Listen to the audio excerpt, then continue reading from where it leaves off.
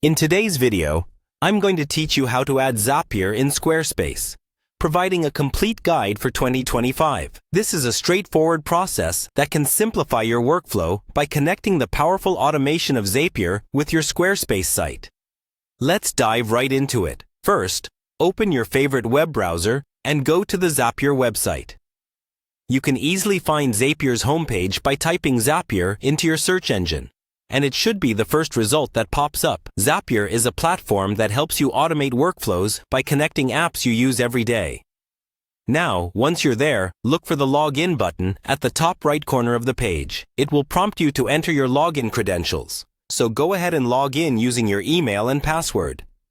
If you haven't created an account yet, you can sign up for a free account right here as well.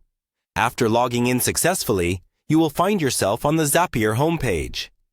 This is your control center where you can manage your workflows, also known as Zaps, and explore new ways to automate your work.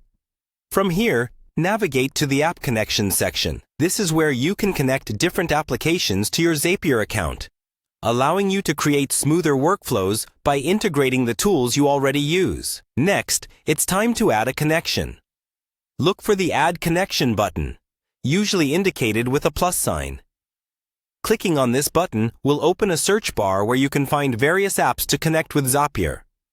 Now, type Square in the search bar, which should autocomplete as you type. Once you see the option, select it.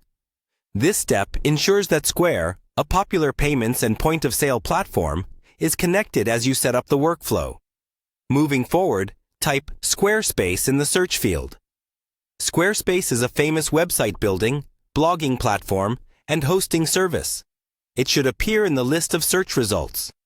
Click on Squarespace, which directs you to the next step in connecting this app with your Zapier account.